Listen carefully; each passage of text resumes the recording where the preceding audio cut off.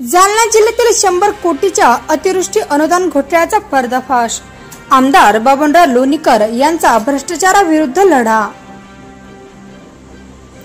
पालकमंत्र्यांसमोरच भ्रष्टाचाराचा जाहीर पर्दाफाश। जिल्ह्यातील आमदारांचा एकजुटीने लढा। वस्तुस्थिती 34.97 कोटीचा अपहार उघड। 100 कोटीचा दावा। वरिष्ठ अधिकाऱ्यांना संरक्षण। शेतकऱ्यांच्या न्यायासाठी लढा। आमदार लोणीकर यांचा संदेश। जालना जिल्ह्यातील शेतकरी हा घोटाळा सहन करणार नाही। आम्ही प्रत्येक भ्रष्ट अधिकाऱ्याला उघडा करू आणि शेतकऱ्याचा एक एक पैसा परत मिळवू।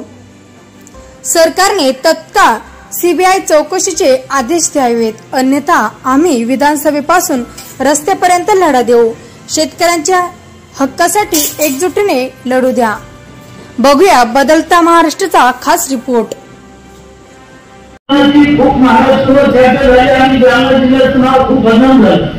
पहिली तक्रार मी केली शासनाकडे, महसूलमंत्री आहेत, मुख्यमंत्री आहेत, की जालन्यामध्ये एका तालुक्यात घनसावंगी तालुका आणि अंबड तालुक्यातले काही गावं 4 सर्कल 100 कोटीचा घोटाळा झाला अशी मी तक्रार केली होती।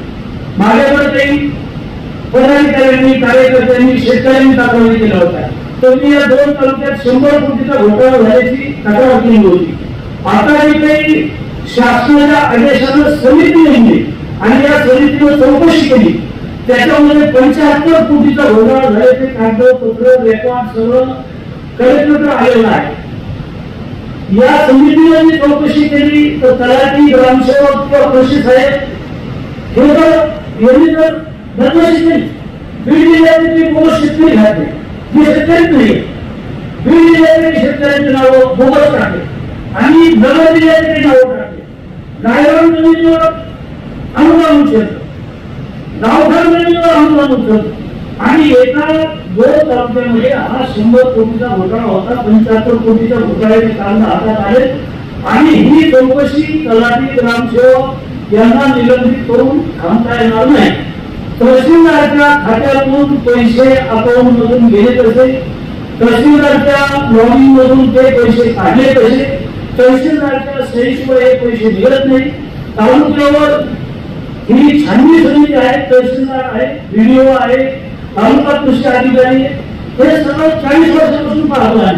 आणि म्हणून ज्या छाननी समिती आहे किंवा जे वरिष्ठ अधिकारी आहेत, तो तहसीलदार आहे, डीएम आहे, हे जे दोषी आहेत, या सगळ्या लोकांवर कारवाई झाली पाहिजे। यांच्या सातबारावर बोजा टाकला पाहिजे, त्याच्याशी पैसे वसूल होणार नाही। 75 कोटी त्यांच्या घरावर बोजा टाकला पाहिजे, यांच्यावर व्यवहार झाला पाहिजे आणि भविष्यात शेतकऱ्यांचे पैसे चोरणाऱ्या अधिकाऱ्यांनी पुढचे किमान 100 वर्ष असं घोटाळा केला नाही पाहिजे, अशी कठोर कारवाई होणं आवश्यक आहे। आम्ही हा लढा चालू ठेवणार। विधानसभेत लक्षवेधी आहेत, कारण आहे